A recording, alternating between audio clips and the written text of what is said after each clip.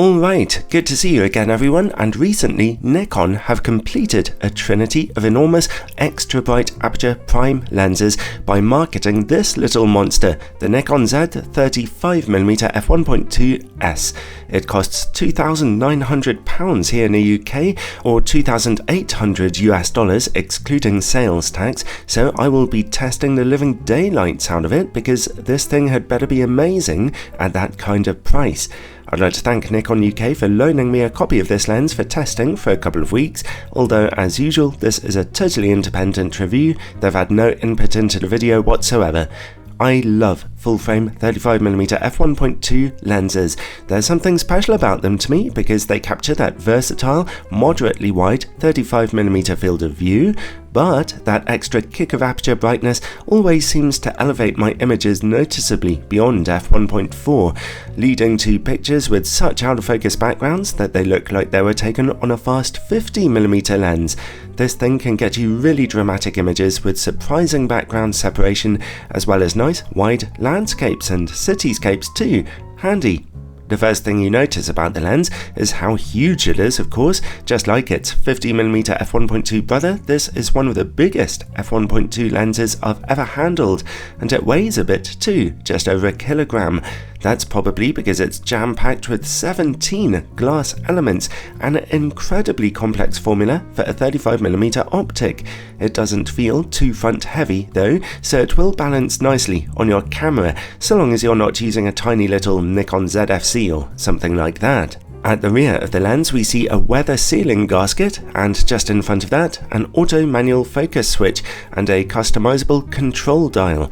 You can set it in your camera to control your aperture, your exposure compensation, your ISO sensitivity, or you can disable it altogether.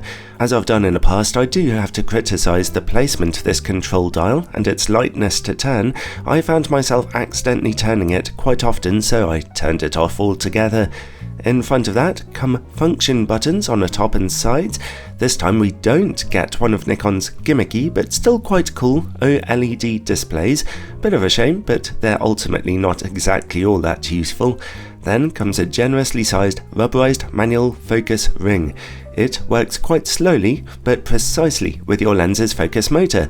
The lens shows virtually no focus breathing as you focus in and out, as you can see here.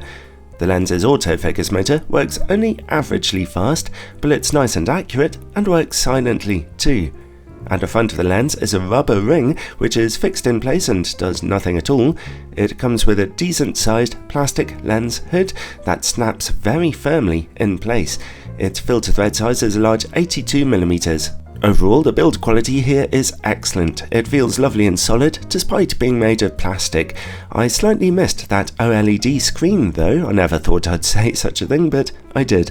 Much more importantly though, let's check out its image quality.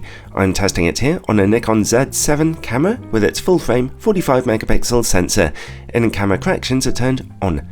In the middle of the image, straight from f1.2, we see blazingly good image quality, excellent sharpness and very good contrast. Let's take a look in those image corners. They are darker and contrast is a touch lower, but sharpness there remains fantastically good, and that's very commendable on such a bright aperture, full frame, wide angle lens. Stop down to f2 for a nice improvement in brightness and contrast, and at f2.8 and f4, image quality makes that final step from being excellent to being perfect. Nice. The lens stays this sharp down to about f11, although as usual, stop down as far as f16 and we see softness due to diffraction. Overall though, this is brilliant image quality, especially considering the lens's very ambitious parameters, and the only major benefit from stopping down your aperture is a little extra brightness and contrast in those image corners. Now you can't realistically ask for much more than that. Alright, let's take a look at distortion and vignetting now. These images are taken with in-camera corrections turned off. The lens projects only a touch of barrel distortion here, again, impressive. Less encouraging is the lens's very strong vignetting at f1.2. At f2 and f2.8 those corners brighten for sure, but at those widest apertures it is disturbing and something that needs to be corrected. Let's look at close-up image quality then. The lens can focus down to an impressive 30cm, another little feather in its cap. at f1.2, close-up image quality retains some sharpness, but contrast is washed out and we see some green colour fringing as well. The good news though is that you only have to stop down to f2 to see perfect sharpness and contrast again. This lens's performance against bright light is the closest thing to a weakness we've had so far. It's just an average performance here. Some broad flaring and a loss of contrast is clearly visible, but at least that flaring isn't too opaque. Let's take a look at coma levels now. At f1.2, bright points of light in your image corners show a touch of smearing with a little purple highlighting to it. f1.4 looks the same, but at f2 it's cleared up quite quickly, so it's a better than average performance there. Let's zoom out and look for sunstars. They begin to emerge properly at f8, becoming stronger at f11 and at f16 stronger still. And now onto the very important question of the quality of this lens's bokeh. The lens gets an easy pass here. Not only are those backgrounds quite deeply out of focus at f1.2, well, they look beautifully soft as well. No problems at all. The only issue I did notice was the usual cat's eye shape to specular highlights in the corners at f1.2, but that's simply par for the course on such a bright aperture optic. And finally, related to bokeh comes longitudinal chromatic aberration. The curse of almost all bright aperture lenses, some is definitely visible here at f1.2 and f1.4. It's still somewhat visible at f2, but stop down to f2.8 and it's pretty much gone. Overall, well, it's a glowing report for this expensive 35mm lens. Its price may be slightly crazy, but if you need the absolute best, then there's always a premium to be paid, and this isn't only the best 35mm lens on the Nikon Z system, but probably the best in the world today. So, if you have deep pockets, this thing comes highly recommended.